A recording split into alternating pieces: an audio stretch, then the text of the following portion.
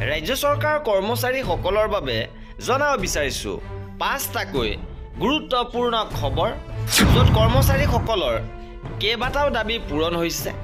অৱশেষত চৰকাৰে কৰ্মচাৰীসকলৰ দাবী মানি লৈছে। দৰমহা দুগুণ বৃদ্ধি হ'ব। দৰমহা বৃদ্ধিক লৈ সুখবৰ আহিছে। কৰ্মচাৰী, শিক্ষক, টিউটৰ, আশা, অংগনবাড়ী, ৰন্ধনকৰ্মী সকলোৰে বাবে কেইবাটাও সুখবৰ আহিছে। সবিশেষ আপোনালোকক জনাব বিচাৰিছোঁ। ভিডিঅ'টো প্ৰথমৰ পৰা শেষলৈকে চাই থাকিব। জনাব বিচাৰিছোঁ প্ৰথমটো গুৰুত্বপূৰ্ণ খবৰ। শেহতীয়াভাৱে government of India, ministry of personal, public grievance and pension, department of personal and ট্ৰেইনিঙৰ ফালৰ পৰা এই পত্ৰখন প্ৰেৰণ কৰিছে। সকলো ছেক্ৰেটেৰিজ, মিনিষ্ট্ৰিজ, ডিপাৰ্টমেণ্টছ অফ গভৰ্ণমেণ্ট অফ ইণ্ডিয়াৰ য'ত অষ্টম দৰমহা আয়োগৰ 4টাকৈ পদ ডেপুটেশ্যন ভিত্তিত পূৰণ কৰা হ'ব আৰু আবেদনৰ অন্তিম তাৰিখ ৰাখিছে 31/7/2025লৈকে। আৰু অষ্টম দৰমহা আয়োগৰ সদস্যৰ নিযুক্তি প্ৰক্ৰিয়া চলি আছে আৰু আয়োগ গঠন হোৱাৰ লগে লগে ইয়াৰ কাম আৰম্ভ হ'ব আৰু শীঘ্ৰে আপোনালোকৰ অষ্টম দৰমহা আয়োগ প্ৰস্তুত হৈ উঠিব আৰু 26ৰ পৰাই অষ্টম দৰমহা আয়োগ কাৰ্যকৰী হ'ব। এইবাৰ জনাব বিচাৰিছোঁ দ্বিতীয়টো গুৰুত্বপূৰ্ণ খবৰ। অক্টোবৰৰ ভিতৰতে প্ৰাদেশিকৰণৰ বাবে দাবী উত্থাপন কৰিছে। প্ৰাদেশিকৰণ আইন সংশোধন কৰি অপ্ৰাদেশিকৃত শিক্ষানুষ্ঠানসমূহ অক্টোবৰৰ ভিতৰতে প্ৰাদেশিকৃত কৰিবলৈ দাবী উত্থাপন কৰিছে সদৌ অসম অপ্ৰাদেশিকৃত শিক্ষক কৰ্মচাৰী সন্থাই। শেহতীয়াভাৱে এখন সংবাদমেল আয়োজন কৰি সন্থাৰ সভাপতি হৰমোহন বৰাই কয় যে বৰ্তমান চৰকাৰখনৰ কাৰ্যকাল আৰু কেইটামান মাহহে বাকী আছে। সেয়েহে আগন্তুক অক্টোবৰৰ ভিতৰতে প্ৰাদেশিকৰণ প্ৰক্ৰিয়া সম্পূৰ্ণ কৰিব লাগে। তেওঁ কয় 2006 চনৰ 1 জানুৱাৰীৰ পূৰ্বে স্থাপিত নিম্ন প্ৰাথমিকৰ পৰা মহাবিদ্যালয় পৰ্যায়লৈকে অপ্ৰাদেশিকৃত হৈ থকা শিক্ষানুষ্ঠানসমূহ শীঘ্ৰে প্ৰাদেশিকৰণ কৰিব লাগে। কাৰণ বিভিন্ন সময়ত চৰকাৰৰ ফালৰ পৰা প্ৰতিশ্ৰুতি প্ৰদান কৰি অহা হৈছিল, সেয়া কাৰ্যত ৰূপায়ণ হোৱা নাই। বিভিন্ন সমস্যাৰ আওতাত তেওঁলোক বঞ্চিত হৈ আছে।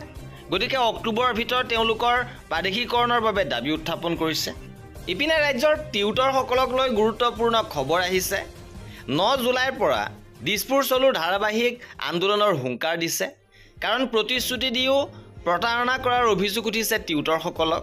সদৌ অসম প্ৰাদেশিকৃত মধ্য ইংৰাজী আৰু নিম্ন প্ৰাথমিক বিদ্যালয়ৰ টিউটৰ সন্থাই সংবাদমেলত উচ্চতম ন্যায়ালয়ে প্ৰদান কৰা ৰায়ৰ পাছতো এই চৰকাৰখনে টিউটৰসকলক প্ৰতাৰণা কৰাৰ অভিযোগ তুলিছে। সমকামৰ সম অধিকাৰ দিয়াৰ আশ্বাস প্ৰদান কৰিও মুখ্যমন্ত্ৰীয়ে প্ৰতাৰণা কৰিছে টিউটৰসকলক। এই কথা সংবাদমেলযোগে জানিব দিয়ে সদৌ অসম প্ৰাদেশিকৃত মধ্য ইংৰাজী আৰু নিম্ন প্ৰাথমিক বিদ্যালয়ৰ টিউটৰ সন্থাই। আৰু চৰকাৰে টিউটৰসকলৰ পদ নিয়মীয়াকৰণ কৰি শিক্ষকৰ মৰ্যাদা প্ৰদান নকৰাত অহা 9 জুলাইত 9000 শিক্ষকে দিছপুৰ চলো কাৰ্যসূচী পালন কৰাৰ কথা উল্লেখ কৰিছে। ইপিনে মধ্যাহ্ন ভোজনৰ কৰ্মী সহায়িকাৰ বাবে কেইবাটাও ডাঙৰ খবৰ আহিছে। এইবাৰ চাকৰি নিয়মীয়াকৰণৰ দাবী তুলিছে সন্থাই। সংবাদমেলযোগে মধ্যাহ্ন ভোজনৰ কৰ্মী সহায়িকা সন্থাৰ সভানেত্ৰী খাদেজা খাতুনে এই দাবী কৰে। লগতে সভানেত্ৰীগৰাকীয়ে কয় মধ্যাহ্ন ভোজনৰ ৰান্ধনী সহায়িকাসকলৰ মাহিলী মজুৰি বৃদ্ধি কৰিব লাগে আৰু এই পৰিমাণ 1500 টকাৰ পৰা 9600 টকালৈ বৃদ্ধি কৰিব লাগে। আৰু ইয়াৰ মাজতে আহিছে আন এক সুখবৰ।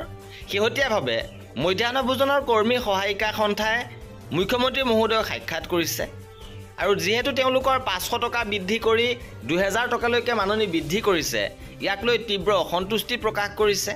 আৰু মুখ্যমন্ত্ৰী মহোদয়ে তেওঁলোকক আশ্বাস দিছে যে 2000 নহয়, অধিক বৃদ্ধি পাব তেওঁলোকৰ মাহিলী মাননি। তেওঁলোকৰ মাননি 2000তকৈ অধিক বৃদ্ধি পাব, হয়তো 3000 হ'ব পাৰে বা তাতকৈ বেছি হ'ব পাৰে। লগতে এককালীন সাহায্য পাব বুলিও মুখ্যমন্ত্ৰী মহোদয়ে জনাইছে। ইপিনে অংগনবাড়ী কৰ্মী সহায়িকাৰ বাবেও আহিছে সুখবৰ। তেওঁলোকৰ দৰমহা আন সকল কৰ্মীতকৈ অধিক বৃদ্ধি পাব বুলি জনাইছে। শেহতীয়াভাৱে বিত্তমন্ত্ৰী মহোদয়ক সাক্ষাৎ কৰিছে অংগনবাড়ী কৰ্মী সহায়িকাসকলে আৰু মন্ত্ৰীগৰাকীয়ে জনাইছে যে অংগনবাড়ী কৰ্মীসকলৰ যথেষ্ট পৰিমাণে বৃদ্ধি পাব তেওঁলোকৰ পাৰিতোষিক আৰু ইয়াৰ নিশ্চিতভাৱে অংগনবাড়ী কৰ্মী সহায়িকাসকলৰ বাবে সুখবৰ। আৰু এই আছিল আজিৰ ভিডিঅ'টোত কৰ্মচাৰী আৰু পেঞ্চনাৰৰ প্ৰতিটো খবৰ পাই থাকিবৰ বাবে আমাৰ চেনেলটো ছাবস্ক্ৰাইব কৰি ৰাখিব। ভিডিঅ'টো শেষৰলৈকে চোৱাৰ বাবে বহুত ধন্যবাদ।